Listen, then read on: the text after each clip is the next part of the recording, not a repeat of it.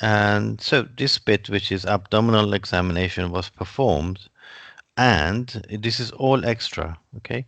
So we just can say there was tenderness in right lower quadrant, okay? Yes. And dyspnea feels a bit better. Angina, 10 minutes episode on mild exertion again. And JVP improved, fewer crepitations, and ECG shows ischemic changes. But these are no sign of improvement in the uh, congestive cardiac failure. Maybe we can just say that a little bit offloaded volume. And okay, so the assessment, possible ischemic heart disease, and then basically we don't know why it has got worse, possibly because of worsening angina or atherosclerosis. And yeah, very interesting that this patient doesn't take any statin. Okay. Always we need to write the dosage of the drugs, always. No, there's no always. Okay. We never say always. Okay. You're in the US, aren't you? Yes. So you need to learn never say always. Always, yes, exactly. Okay. Most of Uh, most of the time, yes. It needs to be appropriate to the intended reader. Okay, and that is important. And this is so basically these two are so important. Uh, um, the audience awareness is actually critical and very important. Okay, and so what does that mean? So if we look at the content and we say the content, a number of aspects. Actually, here it says just two. One is that all the key information is included and the information is accurately represented, and that is so important. Okay, so key information accurately, and audience awareness is the key because needs to be appropriate to the reader. Okay, now how can we find out the correct or the proper content? There is a question. If we can answer, we can say that this is um, the appropriate content. So we say, what does the reader need to know to provide continued care in this case? Okay, so that is what is important. What does the reader need to know to provide continued care in this case? And that is the content. Okay, and when this is the first bit, the key information, and then accurately represented. Okay. In other words, what we can normally do is to decide if there is any essential information or if there is any good to know, or we can call it optional. Okay. Uh, Rather than optional, I would call it it's good to know. Okay. Good to know information. Okay. So our essential information basically are what? These are the key information, and the good to know information are these, which is past medical history and so on. But we can discuss that later in more detail. But what is good to know here is past medical history. If they have any allergies, the list of the medications. Sorry? family history or something like this. family history, sometimes BMI, and so on. Social history, right?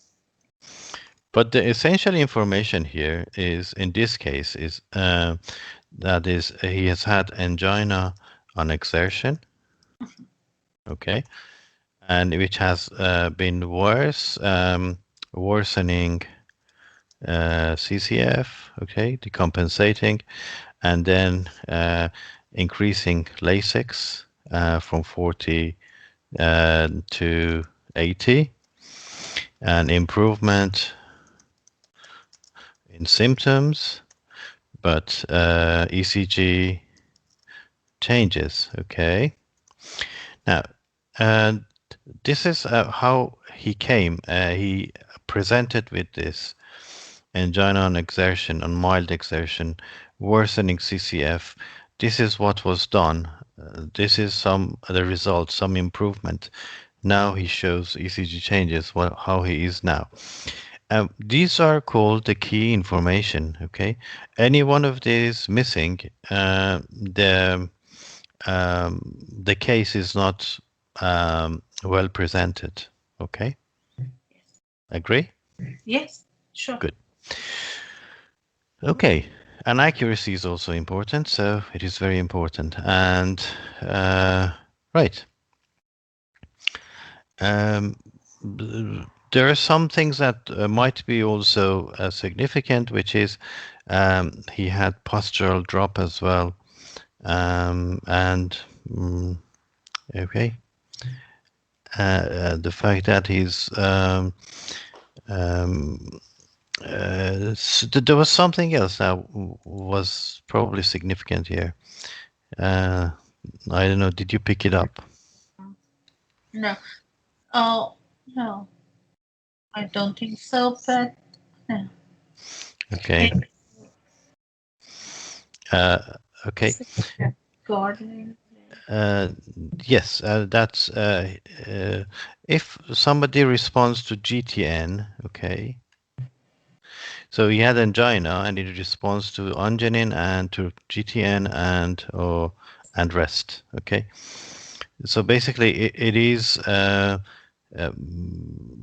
for it means that the likely cause is Ischemic disease. okay. Thank you. Okay, so he has felt better, but in fact he is not better. He has had another angina with mild exertion, even if his symptoms are better. So basically, those symptoms that he had was not because of the decompensated CCF, but it was in fact because of the ischemic changes. And he probably needs some intervention now. Okay. Yes. Good. Okay, so are we okay with content then? No. No. Mm, okay, but what you know what we need to do now? Yes, Yes. you have a clear plan. Uh, okay. So the next is the next criterion is, and by the way, could we look at these again just to say these ones? Okay. Out of 500, the purpose has about 50 marks, okay? And the other ones are about 90, okay? So basically, if you get 1 out of 3, that would be about 17 marks, okay? And this one, okay? So basically, you can see um, where you can get more marks, okay? Right. Okay. The next one is conciseness and clarity. Okay. Um, what is conciseness?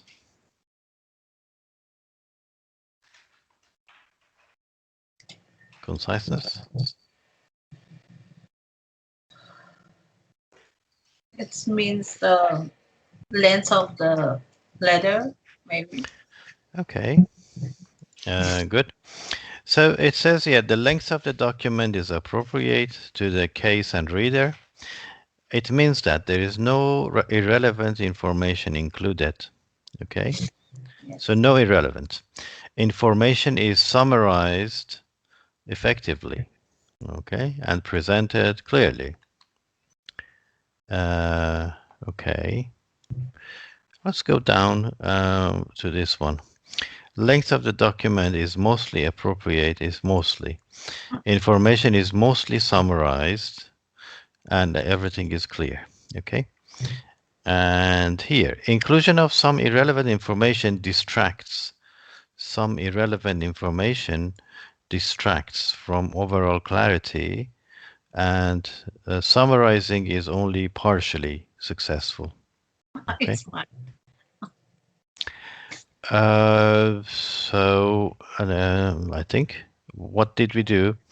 We did 4, it means between 3 and 5, okay?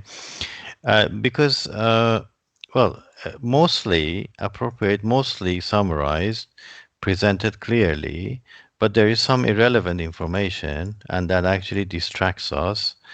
And the attempt to summarize was not always consistent, okay?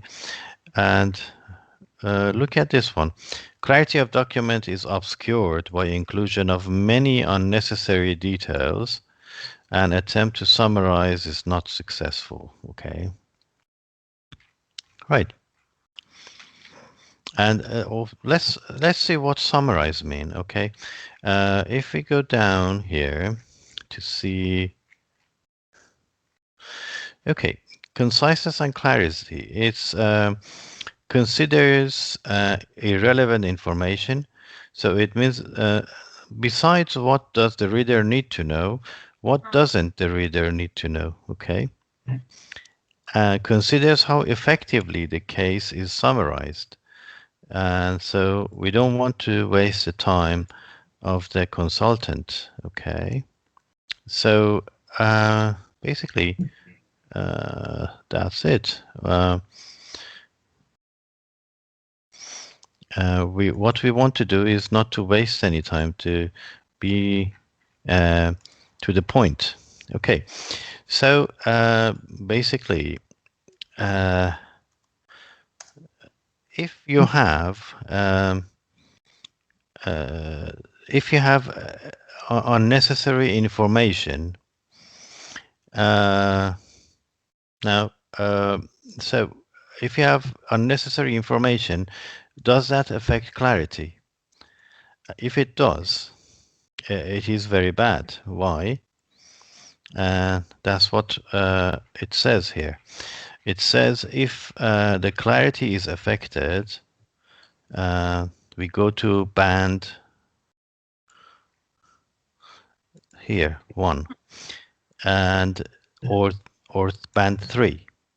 So yes, because so there is some distraction. So if we have some distraction, we lose more than half of the mark. Okay, but in fact, what we want is omit irrelevant information, summarize effectively, present clearly. Okay. Now, to give you an idea of the meaning of conciseness, conciseness is against wordiness. Okay. And so, do you know what conciseness mean in Farsi? You speak Farsi, don't you? Yes, of Yes. course. Okay. So what is it? What is conciseness in Farsi? I don't know. You don't know. Okay. Mm. Well, how can you define conciseness? What does that mean? It means write a lot of things that not good in the letter. Conciseness means to transfer the most amount of information with the least amount of with the least number of words. Okay. Mhm. Uh, so highest level of info with uh, lowest number of اوکی. words. میشه خلاصه کردن؟ نه. آها. میشه اه، خلاصه کردن؟ میشه. فارسی خاصی نداریم ولی فکر کنم میگن موجز. موجز. آره موجز. آره یعنی مختصر و مفید موجز. Okay. Okay.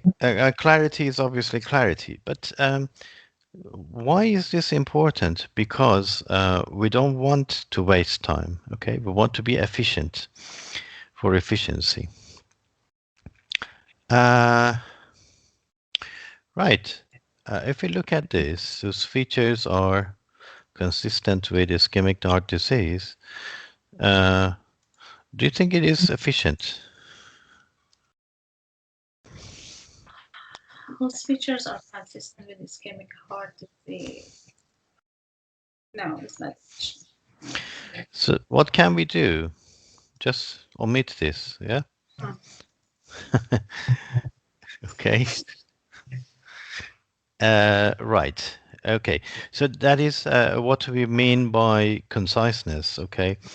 And I planned for doing an ECG and visiting him in 2 days. Do we need that? I guess so. You guess so? Yes. Or Yes. Honestly, yes. uh, Because pl- I plan to do something for him, and I plan to visiting in 2 days. I guess it's important, but maybe the form of writing is not good. Maybe we can change the uh, sentence, but the meaning was the same, but the better sentence, I guess. okay. You said I planned for doing an ECG. Mhm. Okay, and visiting him in 2 days. Mhm. Now, uh, does it make a difference if I change this and say I planned and I visiting him for 7 days? Yeah. Is that does that Which make a difference to the to the cardiologist? uh, yes. Okay, and how about if I say uh, I requested an ECG? Okay, I requested an ECG and reviewed him in 2 days. How about that? It's the same, It's but the same. Okay. yes, it's the same, but it's more uh, more better. Much better. Yeah, His ECG showed ischemic changes in anterolateral. Mm, and so anterolateral ischemic changes. Okay. And how about that? it means that I requested it before, Mhm. and I review it right. I review it right now, and it showed some Okay. problems with EKG. It's the same meaning, but it's better. Okay. So if I say his ECG, which I had requested 2 days before, showed anterolateral ischemic changes. Yes. Is that important that it was requested 2 days before? Yes. No. No. Okay. Thank you. So basically, conciseness means that if it's necessary, if that 2 days has a key function, we actually we put it there. Otherwise, we omit it. So does it matter when I requested this ECG? Was it the day before yesterday, or a week ago, or 2 weeks ago? Unless we want to emphasize there was some changes, and unless you want to say, well, 2 weeks ago the ECG was normal, but now today or 2 days ago, the ECG shows anterolateral ischemic changes. That would be totally acceptable to say that. You're emphasizing the change in 2 weeks. Okay? Is that all right? Yes. Okay, so basically what we want to say is, yeah, so being concise means that we can give more information. His ECG shows anterolateral ischemic changes. Okay. So we could say his ECG shows ischemic changes in the anterolateral leads. Okay. Uh, well, but which one is better? This is the same meaning. So if I say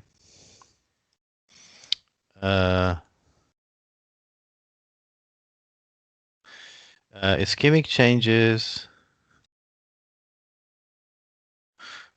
in anterolateral leads. Okay. Well, this is the same meaning as this one. Which one is better? In terms of conciseness, this is the better version. Yes. Exactly. Okay. Now, if I say, how about this one? I say, Make it to show the introlateral ischemic change. do I need to say his ECG? No. No. No, because it's not my ECG. We're talking about Mr. Zhu. Okay. Okay. So, just give you an idea of the conciseness. Okay. So, right. Do we need to say on examination? Um, I guess so, but I'm not sure. Okay. His finding was unremarkable. What do you mean by his finding? On examination that I found, that's it's mean like this. It's not correct. His finding was unremarkable. What do you mean by that? It means I examine him very well, and the other part that is accepted that I write after this is unremarkable. It's what normal. Okay. Well, there was no remarkable finding. Okay. Okay. Is that okay? Yes, but his finding was unremarkable is not good in English, or it's meaningful. Not okay. No. There were no remarkable finding. There was no remarkable finding. Okay. The findings and okay. Now, actually, we say